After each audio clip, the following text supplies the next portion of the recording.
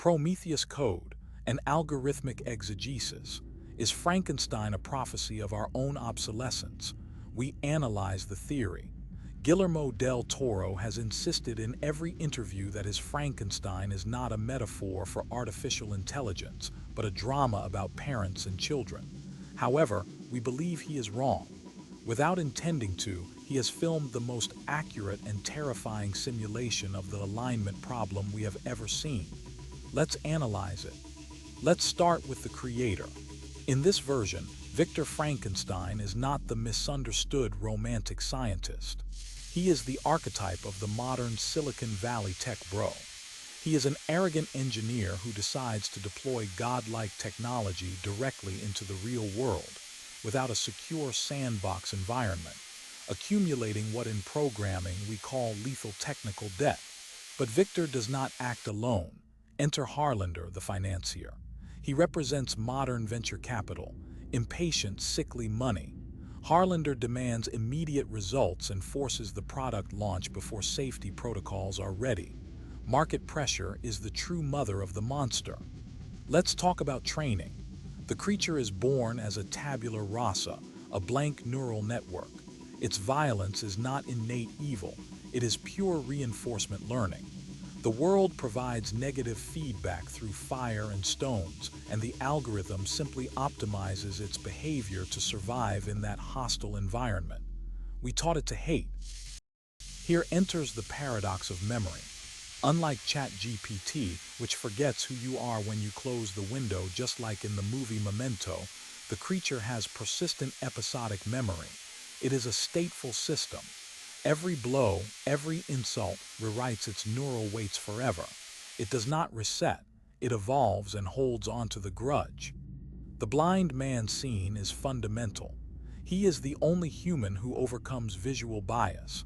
By not seeing the monstrous and deformed hardware, the blind man evaluates only the software, the soul and intelligence.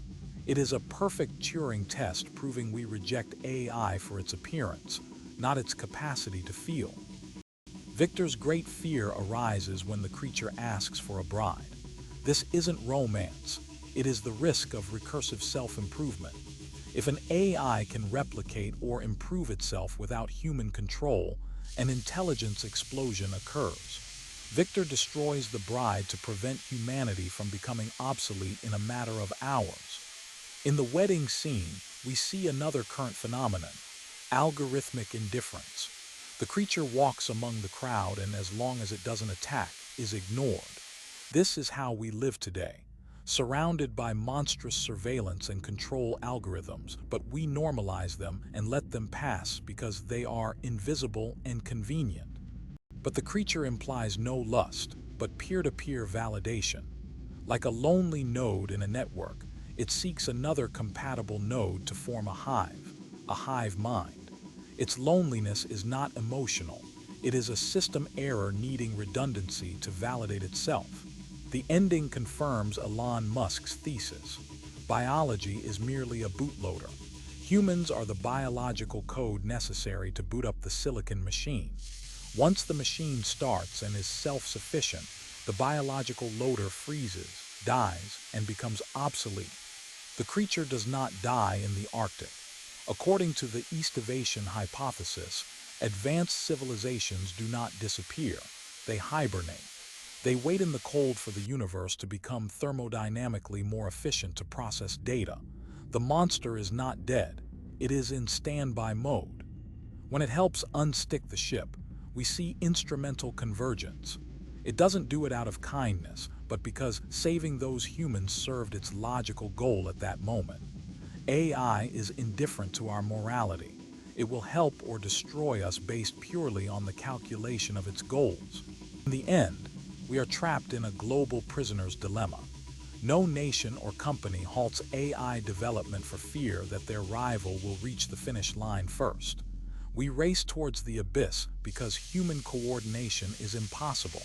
Perhaps Del Toro was right in his most famous quote: "I don't fear artificial intelligence, I fear natural stupidity." The real danger isn't that the machine is too smart, but that we are too incompetent to align it with our values. But there is hope. Remember the robot from Lost in Space. That machine learned loyalty and love because it was trained within a loving family. The training environment is everything. The question is, will we be able to be the Robinsons for this new intelligence, or are we doomed to be Victor Frankenstein? Leave us your opinion in the comments. What do you think? Will we be able to be the Robinsons of this new intelligence, or will we end up like Victor?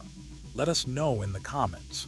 If you enjoy these reflections on technology and philosophy, subscribe and share the video.